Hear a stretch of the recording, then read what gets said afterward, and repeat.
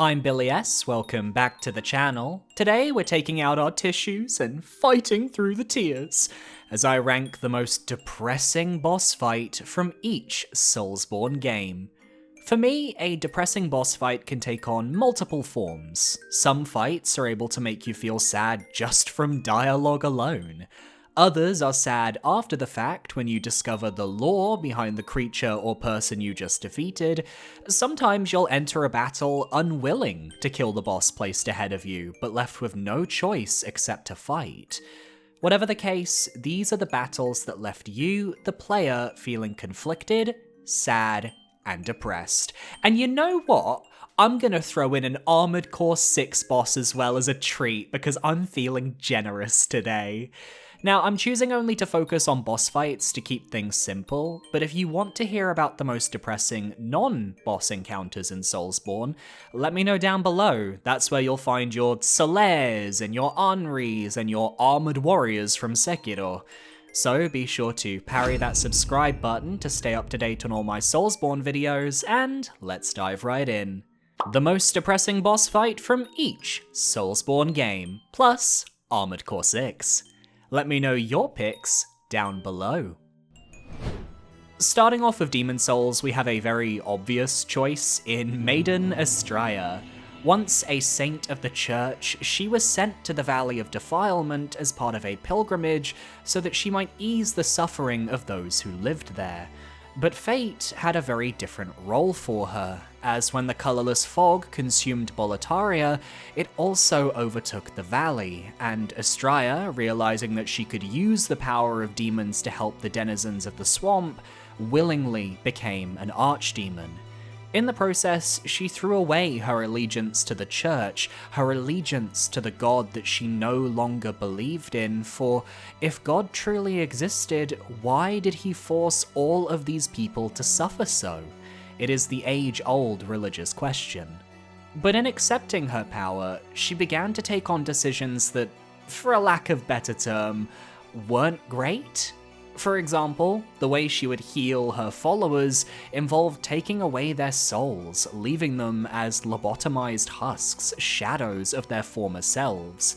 You can find the corpses of many knights from those who served the Church of God in her boss room, implying that her old religion had attempted to seek her out for answers, eventually reaching the conclusion that she was too far gone and needed to be slain. But with Garl Vinland, her one knight who stood by her side despite the atrocities that she and her followers committed on the valley, there was none who could best him and slay her. He followed her ideology to the letter, devout to his maiden even as we stumble into their nest. And so, we slay Garl Vinland, taking away Estrella's only hope of protection and leaving her at our mercy.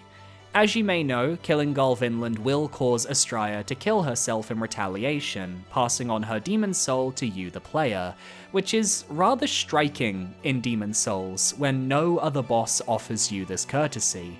You watch a maiden end her own life for your benefit, and that sticks with you. The depression here is shared by everyone involved, yet ironically, you are doing the right thing. Leaving Estrella alone would only convince her further that the ideology she peddles is the correct one, and ironically, despite caring about the people of the valley and offering them help to ease their suffering, she grows to lack empathy towards them. She sees her actions as a mercy killing, a true altruist to the end, but one who was deeply flawed. Estrella, who willingly accepted the corrupted and corroded, naturally became the most corrupted of them all. Moving on to Dark Souls, we've covered this fight extensively in the past, but there is nothing more depressing than killing a giant doggo that you clearly do not want to fight. Great Grey Wolf Sif is one of the saddest fights in the original Dark Souls. Pre-DLC, all we knew about Sif was that they were the Wolf of Artorias, and they wished to protect his grave so that nobody else would fall to the abyss like their master did. That enough is already quite a striking reason to want to not kill the boss, but that isn't an option. The boss fight starts and the music is somber and melancholic. Sif fights with this giant sword that clearly doesn't belong to them, and yet does everything in their power to halt your progress. Then you manage to damage the boss significantly, and you see it. The wolf begins limping towards you. If you've ever had a pet before, there is nothing sadder than watching them hobble along with a limp. I've had it with my cats and my dogs growing up, and it just makes you want to go, baby, it's okay. But here, you're not allowed to say it's okay. You're forced to deliver the killing blow. Then, on a future playthrough, you can play the DLC first, and you're given all the context around Artorias and Sif and everything that led to the events of Ulasil. The fact that Sif was protected by their master's shield, the last gift Artorias could give to the world before he succumbed, is really sad. You can summon Sif to help you in the boss fight against Manus as a way of revenge, even creating a sense of camaraderie between the pair of you, only for it to come crashing down if you decide to do Sif's base game fight following the DLC's events. Because here, the cutscene changes and the wolf recognizes you, even halting their movements for a moment to stare at you with sad eyes before continuing to pick up Artorias' sword. In fact, I'd say they are more determined to win the fight now, as the person who is willingly wanting to enter the abyss is someone that Sif had grown to care for. There's not a single person who is happy that we have to kill Sif to complete the game, nor is there a single person who hasn't tried to figure out a way to avoid that fate. But all roads lead to the Covenant of Artorias, and we have no choice but to take a stand and slay the goodest of doggos. For Dark Souls 2, I don't find a lot of the bosses particularly depressing. Most of them are in situations of their own creation, like nobody is finding Mitha sympathetic for impressing a man. There are a few fights that feel a bit sad though. Vendrick's corpse in the Undead Crypt is a rather harrowing fight, as you realise this kingly figure is now nothing more than a zombie, his regalness completely stripped from him due to the curse. Uldia is one of the most complex characters in the series, and I could never do his lore justice with how deep it goes, and how tragic it is that he discovered how to beat the curse only to be ripped from the world, able to view it only from afar. Yet for me, I have to give the most depressing fight to the Burnt Ivory King, a man who did not deserve the role that fate thrust upon him, but a man who stepped up and overcame so much until his tragic demise. The Ivory King was a powerful knight, one who was known for being the first in a line to defend those in need. Thus, when he discovered the Old Chaos, he opted to erect an entire city around the hellish site so that he might protect the rest of the world from the devilish powers beneath. Eventually, Alsana arrived in Eleum Lois, seeking to bewitch the king like the other shards of Manus were known to do. Yet, as it turns out, despite her dark nature, the king loved her, and dedicated so much time to giving her everything she needed. A home, a guardian in the form of Ava, and all the compassion he could offer. So when it came time for him to face the Old Chaos one last time, his soul degrading as life wore on, Alsana was left behind to take charge of Eleum Lois, while the Ivory King failed to contain the Old Chaos, his soul now ever burning in agony alongside the many Lois Knights who ventured forth with him. There are touches of lore that suggest he wasn't as benevolent as he might seem. The frigid outskirts are a pretty big question mark, as if he were as nice as people claimed, why then did he exile so many people to the wasteland? And why did he never ever reveal his face beneath his mask? Ultimately, these are questions that will never receive answers, but it doesn't change how much of a giga-chad the Burnt Ivory King truly was. Putting his faith in Alsana and her ability to keep the flames in check, which led to Eleum Lois being frozen completely. Good move. His story is depressing, and Alsana is clearly not over it when we meet her, but the player getting the opportunity to descend with the last remnants of the Lois Knights, so that they might overcome the Old Chaos and bring the Burnt Ivory King some peace to his soul, is a really beautiful way to look at the fight. It's depressingly tragic, but at least defeating him can allow Alsana the ability to move on from his passing and process her grief. For Bloodborne, I had two routes I could go. We could focus on the DLC and the tragedy that surrounded the fishing hamlet, which would lead us down the path of Orphan of Kos or Lady Maria, bosses I would love to talk about. I could also go with Gurman, but to be quite honest, I've talked about him a lot in recent videos, so I kind of want to pass today. So I'm gonna go for an early boss that has depressing consequences. And that is Father Gascoigne.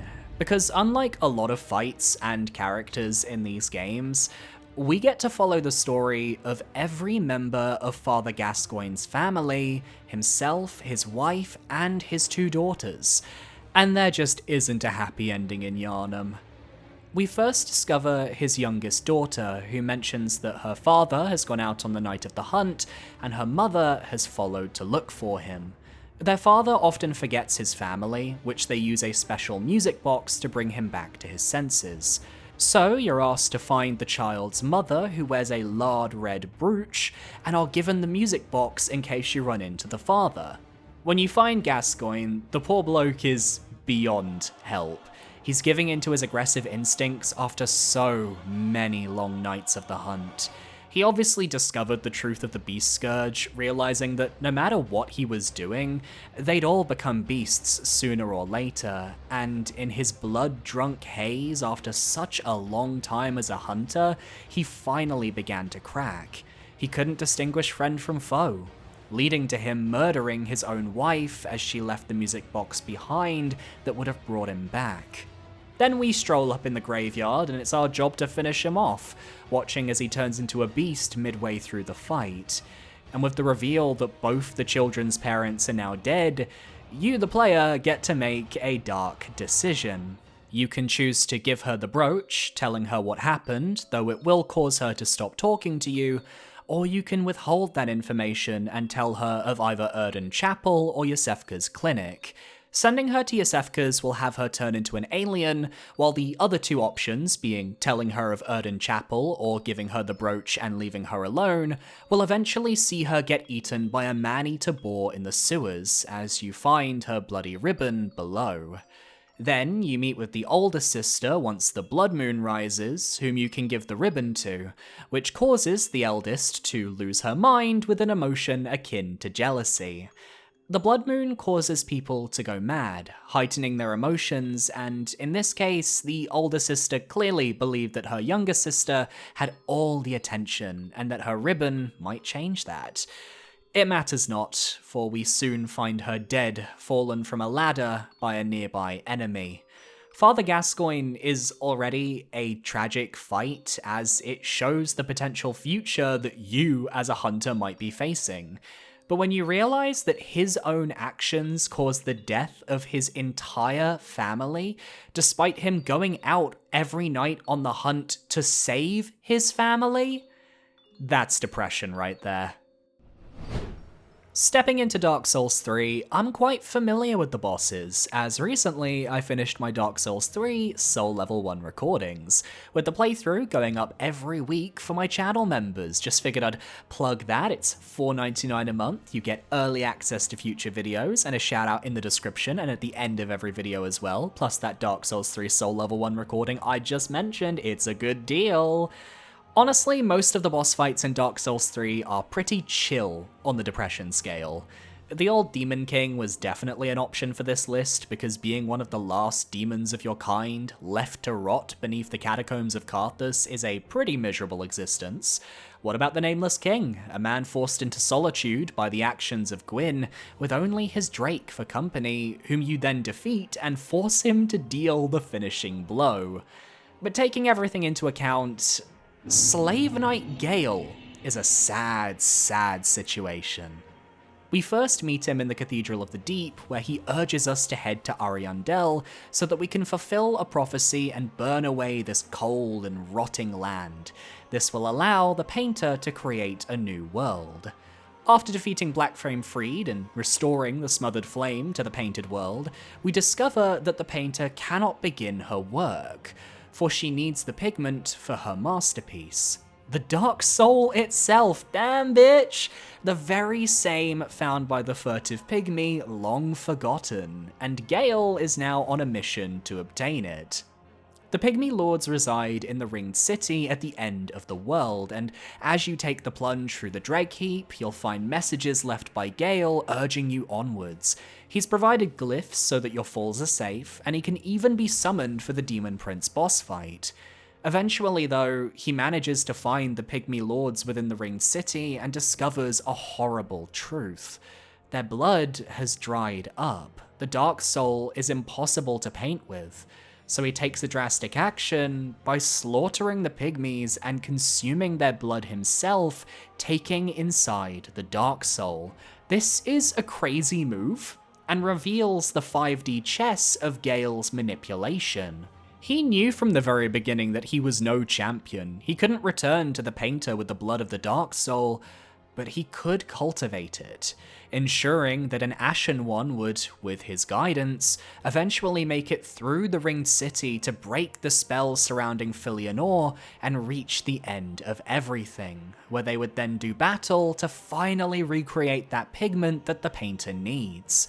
Gale effectively doomed himself the moment he began this mission, and how fitting that at the end of everything, we find a Slave Knight, one of the lowest ranked creatures in the world of Dark Souls 3, and unkindled ash not even fit to link the fire.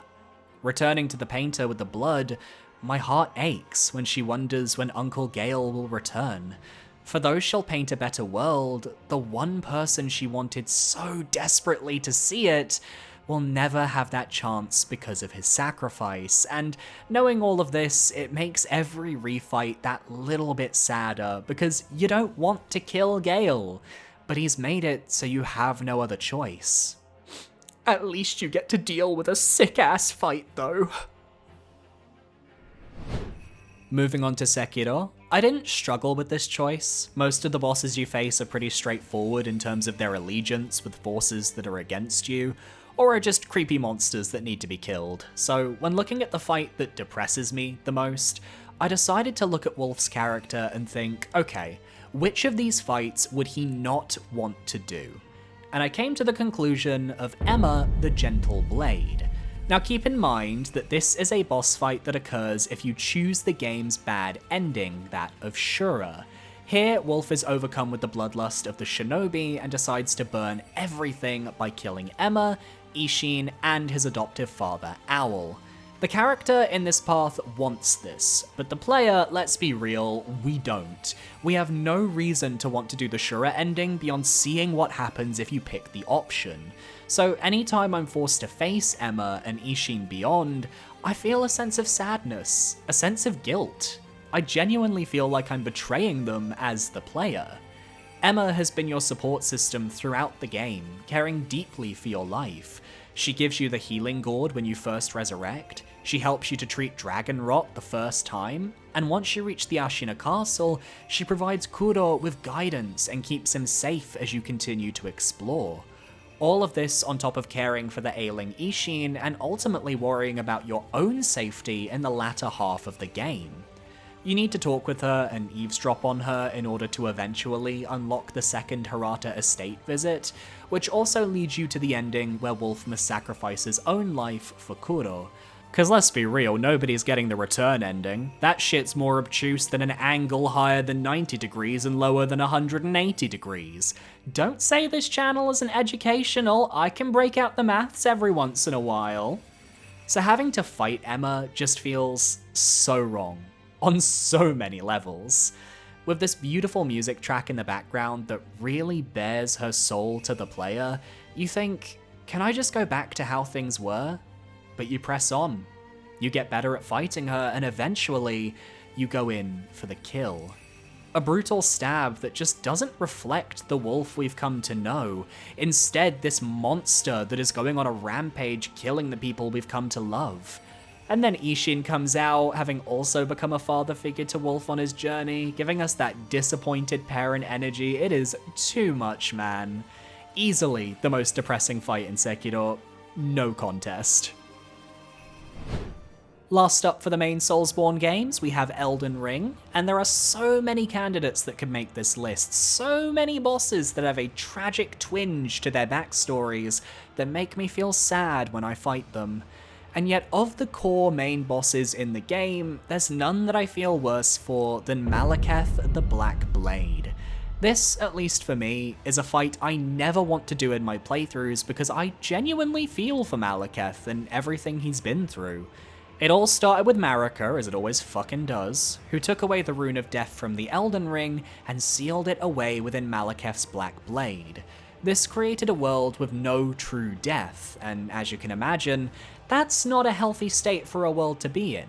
The fact that Malekith and his blade was the only way you could die meant that everybody feared him as per Marika's plan. Yet when Ranni was able to steal away a fragment of that Rune of Death to kill Godwyn on the Night of the Black Knives, Malekith took greater precaution and sealed the Rune of Death alongside his blade within his own body.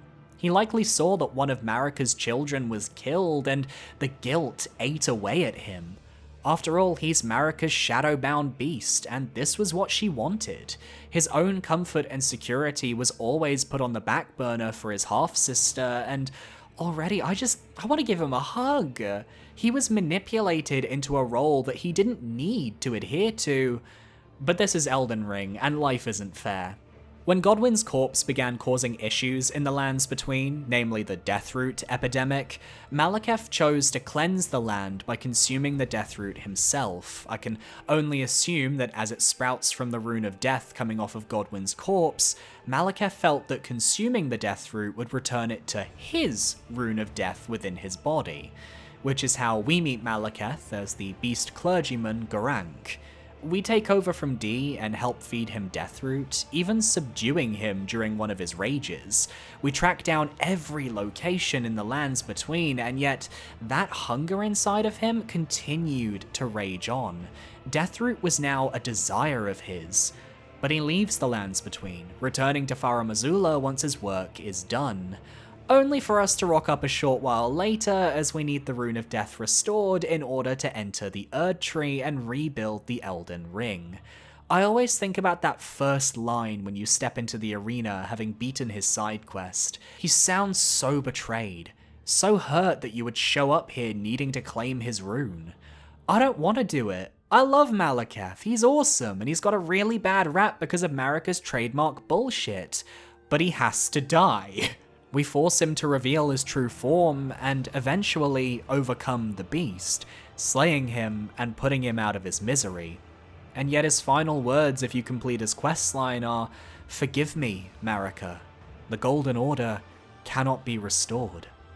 To the bitter end, he was loyal to his Empyrean, even seeing the writing on the wall that they had finally lost.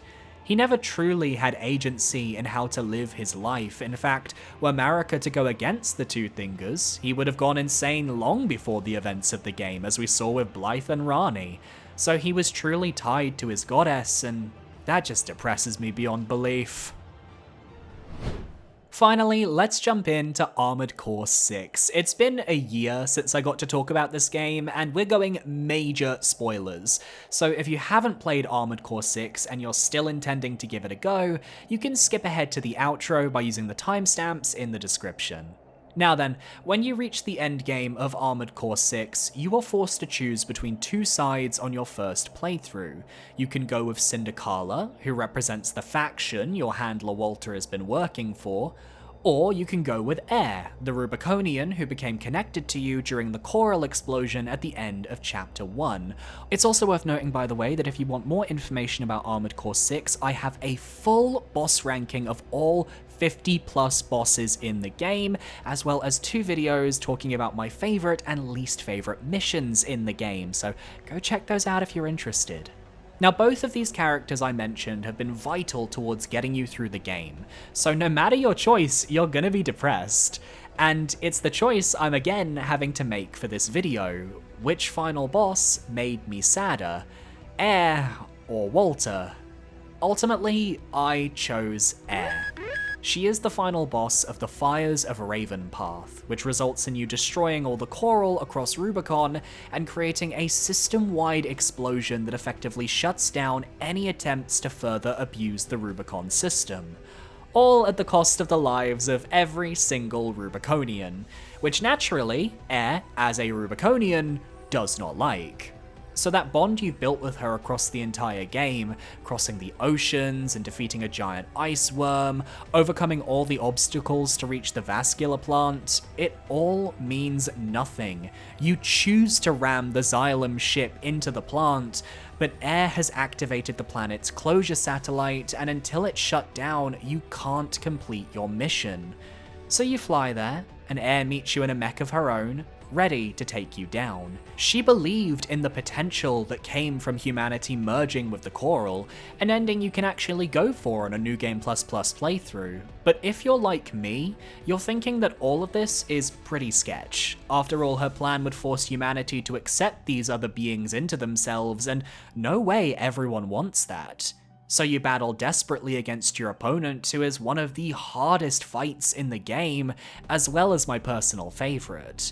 With Air becoming more desperate and more aggressive as it goes on, she starts to see you less as someone who can be convinced, instead realizing that you're the spark of war itself. Your fire is a blaze that can engulf everything. And then she falls. Her final words, "Raven, I still believe." Our shared dream.